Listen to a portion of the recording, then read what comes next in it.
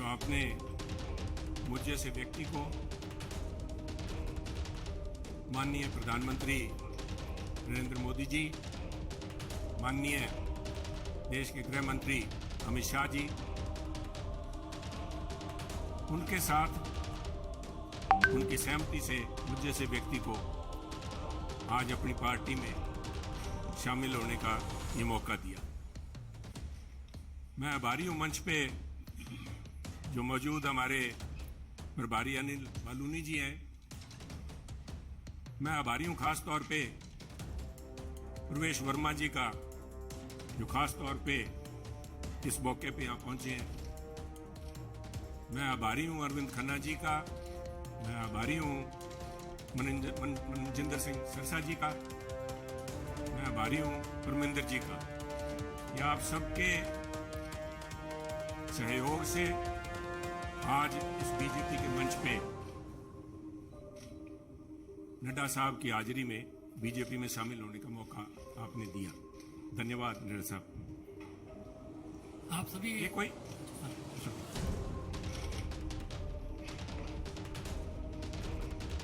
आसान काम नहीं होता। 50 साल का संबंध मेरा कांग्रेस से है। हमारी 3 पीढ़ियां कांग्रेस पार्टी में सन 1972 से लेकर आज 2022 तक हमने पार्टी को अपना परिवार समझ के अच्छे बुरे समय में साथ रहे। और एक चीज जो मैं समझता हूं, जिसकी वजह से, जिस आत्मीयता से और जिस खुले दिल से बीजेपी के शीर्ष नेतृत्व ने और नड्डा साहब ने आज मिलने का मौका दिया, उसका सबसे बड़ा कारण था कि सुनील जाखड़ ने राजनीति को निजी स्वार्थ के लिए इस्तेमाल नहीं किया। सुनील जाखड़ ने कभी तोड़ने का काम नहीं किया। हमने सभी हमेशा कोशिश की है, शायद सफलता ना मिली हो, जोड़ने का काम किया। और मैं एक ऐसे सूबे से संबंध रखता हूं, एक ऐसे प्रांत से आता हूं जो गुरुओं, संतों, पीर पैगंबरों की धरती मानी जाती है। अगर राष्ट्रीयता की बात, जैसे नड्डा साहब ने बार बार जिस बात को एम्फेसाइज किया है, आज अगर जहां देश की जरूरत राष्ट्रीयता की भावना की है, वहां अगर राष्ट्रीयता कहीं से चालू होती है, जिसे कहते हैं उर्स्प्रुंग, द बेसिक जेनेसिस, राष्ट्रीयता वो तभी पैदा होती है जब समाज में राष्ट्रीयता की भावना हो, एकजुटता की भावना हो। और पंजाब का मूल मंत्र ये रहा है, गुरु साहब ने, गुरु नानक देव जी ने सर्व साझीवालता की बात कब की थी? आज भी उस पर पहरा देने के लिए पंजाबी उसी तरह तत्पर खड़े हैं। अगर सुनील जाखड़ ने आज एक परिवार से 50 साल का रिश्ता तोड़ने की नौबत आई तो कोई आधारभूत बातें थी, किसी कोई व्यक्तिगत झगड़ा नहीं था। झगड़ा राष्ट्रीयता को लेके, पंजाब की अखंडता को लेके, पंजाब की जो भाईचारा है, भाईचारक सांझ है, जिसको कि टेररिज्म AK-47 की गोलियां नहीं तोड़ पाई। जहां आपसी भाईचारे में, चाहे वो सिख हो चाहे हिंदू हो, उनके अंदर किसी किस्म का कोई द्वेष की भावना पैदा नहीं हुई। 25,000 से ज्यादा पंजाबियों ने कुर्बानी दी। और आप भी कहो ऐसा पड़ोसी दे, आपका तो पड़ोसी सूबा है, आप तो जब हिमाचल से चलते हैं, पंजाब के बीच में से होके जाते हैं, कभी भी कोई फर्क नहीं आया, किसी किस्म का कोई किसी सोच ही नहीं आई। और उसी राष्ट्रीयता की भावना के लिए पहरा दे के सुनील जाखड़ ने अपनी 50 साल की जिंदगी का वही मूल मंत्र था। परंतु दुख इस बात का है, मैं बड़े भरे मन से ये कह रहा हूं कि आज जब अपने परिवार से नाता तोड़ के दूसरी जगह जब मैं आया हूं यहाँ पे, तो उसका कारण ये था कि सुनील की आवाज, सुनील को इस बात के लिए कटघरे में खड़ा किया गया कि उसने इस बात का विरोध किया कि आप पंजाब को जाति पाति धर्म के नाम पे नहीं तोड़ सकते। पंजाब को आप परसेंटेज में नहीं दे सकते कि ये अमुक जो धर्म है, अमुक जाति है, अमुक समुदाय है, उसकी परसेंटेज कितनी है, 30% है, 40% है, 15% है। मैं समझता हूं पंजाब एक सूबा है जिसने देश के लिए template has established a template for the country. Every single citizen has the same right as anybody else. सबको बराबरी का, there is no second class citizen in Punjab.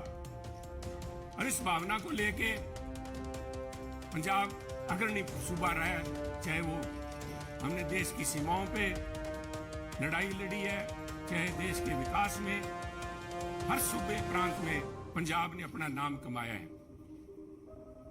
कुछ लोग बात करेंगे क्योंकि हुआ क्या, वो एक व्यक्ति की बात नहीं है कि एक व्यक्ति ने बोल दिया और संबंध टूट गया। वो कहना कच्ची यारी है, नहीं इस तरह नहीं टूटा करती।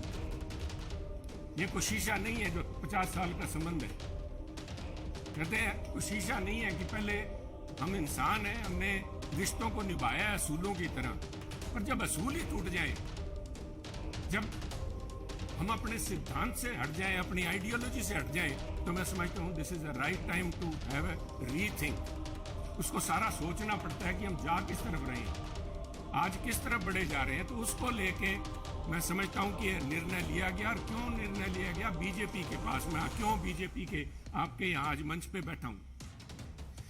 सब तरह तरह की अटकलें लगाई जा रही थी, सुनील को लेके कयास लगाए जा रहे थे, क्यों बड़ा स्वाभाविक था। जिस दिन से नड्डा साहब आपने देखा कि मैंने गुड बाय बोला, मेरी तरफ से तो गुड बाय 11 तारीख को, जिस दिन मैंने देख लिया कि आवाज के ऊपर पाबंदी लगाने के लिए नोटिस जारी किए जा रहे हैं, तो आवाज नहीं रोकी जा सकती। सुनील को आप पद से हटा सकते हो, किसी से दूर कर सकते हो, सुनील की आवाज गिरवी नहीं रखी जा सकती। आवाज राष्ट्रीयता के लिए उठेगी, परंतु क्या कारण बने। साहब मैं आज कुछ बातें आपसे शेयर, आपके पास अगर मुझे पता आपको जयपुर भी जाना है, तो 2 मिनट में लूंगा आपके कीमती समय के। पार्लियामेंट के अलावा मुझे 1.5 साल पार्लियामेंट में काम करने का मौका मिला सरसा जी, पर उसके बाद पार्लियामेंट से बाहर मेरी मुलाकात हुई माननीय प्रधानमंत्री से, जब वो पंजाब आए। करतारपुर कॉरिडोर एक बहुत लंबे समय की मांग बलूनी जी, जो सारे सिख समुदाय की नहीं, पूरे पंजाबियों की, जो भी व्यक्ति पंजाब से प्रवेश जी जुड़ा हुआ, सबका था कि हमें करतारपुर साहब जाके हमें अपनी बात श्रद्धा नमन करने का, उसकी संभाल का, उस हमारे गुरुवर का हमें को मौका मिले। उस समय ये सौभाग्य था कि मुझे वहां पे प्रधानमंत्री जी के पास बैठ के गुरु का लंगर छकने का मौका मिला, उनसे बात करने का मौका मिला, उनकी भावनाएं समझी। वो तो एक मुलाकात थी, एक मुलाकात से 50 साल के संबंध नहीं टूटते। परंतु मेरा हमेशा ये भावना रही है कि पंजाब कुर्बानियां बहुत दी हैं, टेररिज्म के अंदर कुर्बानियां दी है, देश की रक्षा के लिए जब भी मौका पड़ा है, चाहे जब से धाड़वी पंजाब आने लगे हैं, चाहे उसके बाद पाकिस्तान हो, चाहे चाइना हो, हर पंजाबियों ने कुर्बानियां दी हैं। और उस कुर्बानियों को चलते मेरे एक मानना था हमेशा ही कि भी मौका लगा तो प्रयास करेंगे कि पंजाब को एक स्पेशल स्टेट का स्टेटस दिया जाए। नड्डा साहब, कागजों में तो अभी फॉर्मली नहीं दिया गया, कॉन्स्टिट्यूशनली तो नहीं दिया गया, बहुत सी मजबूरियां, सरकारों की वक्त की मजबूरियां होती हैं। परंतु मेरा मानना है कि व्यवहारिक तौर पे माननीय प्रधानमंत्री ने पंजाब को स्पेशल स्टेटस दे दिया। और उसका जीता जागता सबूत है जब माननीय प्रधानमंत्री ने लाल किले पे हिंद की चादर गुरु तेग बहादुर जी का 400वां प्रकाश दिवस मनाया, तो मैं समझता हूं कि उनके जो सबसे ज्यादा कट्टर विरोधी थे, उन्होंने भी अपने दिल में स्वीकार किया कि वो पंजाब की नब्ज समझ गए। पंजाब की जो भावना है कि पंजाबी मिलजुल के मानस की जात सब एक को पहचानबे, कहाँ कश्मीर के पंडितों को लेके चाहे आज तक संघर्ष चल रहा है। कब गुरु साहब ने यहाँ पे इन मुगलों के पास आके अपनी कुर्बानी दी थी, और मैं समझता हूँ उस भावना को नमन है। उस भावना को जितना भी कहें, चाहे बहुत से माननीय प्रधानमंत्री ने अपने कार्यकाल के दौरान बहुत से ऐसे काम किए हैं, पर एक पंजाबी के तौर पे मैं, शायद किसी को अच्छा ना लगे, मैं समझता हूँ ये जो उनका एक कदम था, ये एक लैंडमार्क। इसने अपने आप लोगों की भावनाएं, लोगों की आज भावनाएं उनके साथ जुड़ी। और मैं समझता हूं कि आज मेरा यह सौभाग्य है कि पंजाबी होने के नाते और गुरु साहब की उस धरती से आते हुए, जैसे गुरु नानक देव जी के बारे में अल्लामा इकबाल ने कहा था कि फिर उठी सदा आखिरी एक तौहीद की पंजाब से, मर्दे कामिल ने जगाया हिंद को एक फिर ख्वाब से।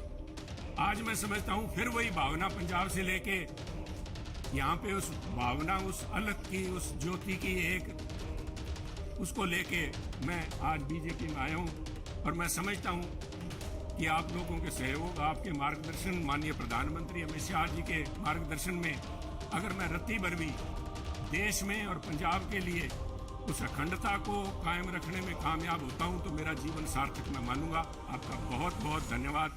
जय हिंद, जय हिंद।